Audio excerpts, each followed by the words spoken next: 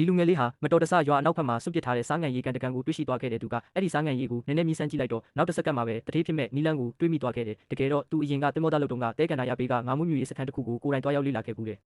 ်အလွန်ဆိုးရွားတဲ့ပတ်ဝန်းကျင်မှာတော့မှအသားပြေးဝါးဝါတုတ်တုတ်ပင်လယ်ငါးတွေကိုမွေးမြူနိုင်ခဲ့ကြတယ်အခုဒီနေရာကရေရဲ့စားငံတုံးကလည်းပင်လယ်ရေနဲ့တိတ်မကွာလှဘူးဝမ်းကွဲအကူကငါးမွေးတာအစာကျွေးရုံပဲဘယ်သူမှမဆိုလုံနိုင်တယ်လို့ပြောမှတော့ဒါဆိုရင်သူတစ်သက်လုံးမွေးနိုင်မှာမဟုတ်တဲ့ပင်လယ်ငါးတွေကိုငါမွေးပြတာပေါ့တကယ်တော့လွန်ခဲ့တဲ့3နှစ်ကဝမ်းကွဲအကိုရဲ့ငါးကန်ဟာနေတိုင်းအရှုံးပေါ်နေခဲ့တာဒါကြောင့်အမြင်ကျတဲ့ဒီလူငယ်လေးကိုကူညီပေးဖို့သူတနာခံခဲ့တယ်ပတ်စံရရင်တဝက်စီအမျက်ခွဲရအောင်လို့အလေးအနက်ကတိပေးခဲ့တာလူငယ်လေးဟာအဲ့ဒါကိုကြားပြီးတာနဲ့စိန်ခံတင်မောပေါ်ကအထူးဆက်ဖို့မှုအလုပ်ကိုချက်ချင်းထွက်လိုက်တယ်သူ့ကိုကူညီပြီးငါးကန်ကိုအသက်သွင်းဖို့သဘောတူခဲ့တယ်ဒါပေမဲ့ငါးရောင်းရုံတက်နဲ့တော့ကြီးပွားဖို့ခက်မှန်းလူငယ်လေးကောင်းကောင်းသိတယ်ဒါကြောင့်သူကဒီနေရာကိုငါးဖမ်းပန်းဖြစ်ဥယျာဉ်အဖြစ်ပြောင်းလဲလိုက်တဲ့နောက်ပြီးကိုယ်တိုင်လည်းဟင်းချက်တဲ့နေရာမှာဝင်ဥဆောင်ခဲ့တဲ့အခုချက်ချင်းဖမ်းအခုချက်ချင်းချက်အခုချက်ချင်းစားတဲ့စနစ်ကမကြခင်မှာပဲဧည့်သည်အမြောက်များကိုဆွဲဆောင်နိုင်ခဲ့တဲ့တချို့တထေးကြီးတွေဆိုရင်မိုင်ပေါင်းများစွာဝေးတဲ့နေရာကနေတမင်လာပြီးဧည့်ခံကြတဲ့ရေထဲကဆွဲထုတ်ပြီးချက်ချင်းစားရတဲ့လက်ဆက်တဲ့အရာတာကိုမြည်ဆန်းခြင်းလို့ပါပဲဒီလိုနဲ့သူတို့နှစ်ယောက်ဟာမကြခင်မှာပဲပတ်စံတွေအများကြီးရှာနိုင်ခဲ့ကြတယ်နှစ်ကုံလို့အမျက်ခွဲတဲ့အချိန်မှာဝမ်းကွဲအကူဖြစ်သူကလူငယ်လေးကို3,200ပဲပေးခဲ့တယ်လူငယ်လေးကတော့သူ့ကိုနောက်နေတယ်လို့ပဲထင်နေခဲ့တာဘာလို့လဲဆိုတော့သူကိုယ်တိုင်လည်းငါးကန်ပေးမှာပဲနေခဲ့ရပြီးနေဘက်ဆိုမိဖို့ချောင်းထဲမှာငါးချက်ညဘက်ဆိုလဲငါးတွေကိုအစာကျွေးငါးကန်ဆောင်ရနေ့မအားညမအားစူးစမ်းပြီးမှငါးကန်ရဲ့လုပ်ငန်းပမာဏကိုလေးစားထိချက်ထွင်နိုင်ခဲ့တယ်3နှစ်စာအမြက်ကအနည်းဆုံးတော့30လောက်ရှိရမှာအစကသဘောတူထားတဲ့တဝက်စီရဆိုရင်အနည်းဆုံး30ကျော်တော့ရတင်တာပေါ့ဒါပေမဲ့ဝမ်းကွဲအကူကထပ်ပြောတယ်ငါးကန်နဲ့ငါးတွေကသူ့ပိုင်ဆိုင်မှုတွေဖြစ်ပြီးလူငယ်လေးကတော့အစာကျွေးပြီးငါးဟင်းချက်ရုံပဲဒါကဘယ်သူမှမဆိုလုတ်တတ်တာပဲတဲ့ကျဲငါးပွင့်အစင်စဖို့မှုတောင်မှဒီလောက်များကြီးမရနိုင်ဘူးလို့ပြောတဲ့ပူဆိုးတာကဝမ်းကွဲမီဖြစ်သူကပိုတောင်လွန်သေးတယ်ကနန်းပေါင်းဆက်ကိုချက်ချင်းယူပြီးစည်ရင်းတွေတွက်ပြတော့တယ်လူငယ်လေးရဲ့တလစာစားစရိတ်တောက်စရိတ်ကို2000နဲ့တွက်ပြီး3နှစ်စာဆိုရင်စုစုပေါင်း9000ကျော်ကျတဲ့အဲ့ဒီကုန်ကြစရိတ်တွေကိုနှုတ်လိုက်ရင်9000ပဲကျန်တော့တယ်ဆွေမျိုးချင်းချင်းမှုလို့အခုလိုပို့ပေးထားတာလို့ပြောတယ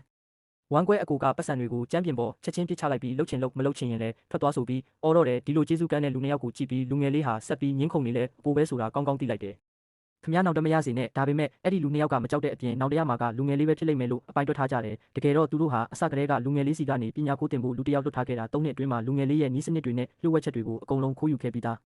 ားဒါပေမဲ့သူတို့မသိတာကတော့အဲ့ဒီပုံမှန်ဖောက်တယ်တွေလာစားကြတာဟာလူငယ်လေးရဲ့လက်ရကြောင်းမဟုတ်ပဲဒီငါးကန်တွေကငါးတွေနဲ့ရေကြောင်းဆိုတာပါပဲသူကိုယ်တိုင်စမ်းသက်ဖော်ဆက်ထားတဲ့အစာနဲ့သူကိုယ်တိုင်စနစ်တကျထိန်းညှိထားတဲ့ရေသွေးတာမရှိရင်မကြခင်မှာပဲငါးတွေအကုန်လုံးညှိစော်နေလာတော့မှာအဲ့ကနေထွက်လာခဲ့ပြီးတဲ့နောက်တနေ့မှာပဲလူငယ်လေးဟာကြေးရွာလူကြီးစီသွားခဲ့တဲ့ရွာအနောက်ဘက်ကဆွန့်ပစ်ထားတဲ့စားငံရေကန်ကိုငှားကျင်လို့ပါရွာလူကြီးလည်းအံ့ဩသွားပြီးသူ့ကိုစေတနာနဲ့ဝိုင်းဖြောင်းဖြချကြတယ်ဘာလို့လဲဆိုတော့အဲ့ဒီမြေကဘာဆိုင်မဖြစ်ဘာမွေသေးတဲ့မြေရိုင်းမို့လို့ပါအဲ့ဒီမှာရင်းနှီးမြှုပ်နှံတာကပတ်စံကိုပင်လယ်ထဲပစ်ချလိုက်တယ်လို့ပဲလို့ပြောပါတယ်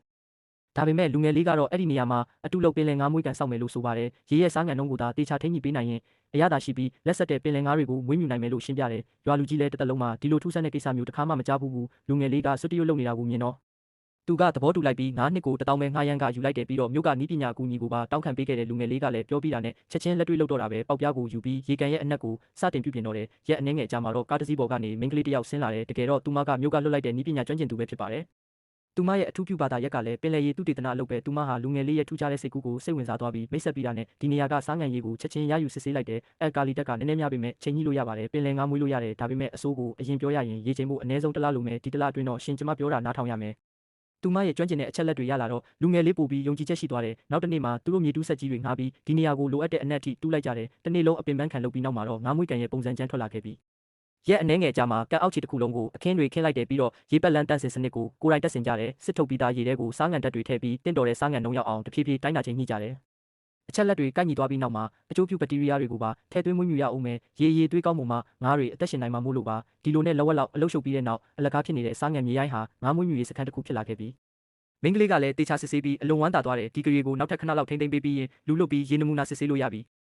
ီစံချိန်စံညွှန်းနဲ့ကိုက်ညီတာနဲ့ငါးသားပေါက်တွေကိုဝယ်ပြီးတရားဝင်မွေးမြူနိုင်ပါပြီအဲ့ဒီအချိန်မှာဝမ်းကွဲအကူနဲ့မီးဖြစ်သူကဒီနေရာအထိလာပြီးလှောင်ပြောင်တရောကြပြန်နဲ့ဆောင်းတွင်းအောင်ရောက်တော့မယ်မင်းကငါးကန်တောင်အကုန်မတူးရသေးဘူးအကြာကြီးတူးပြီးမှဘာမှမွေးလို့မရမှန်းသိသွားတာမဟုတ်လာ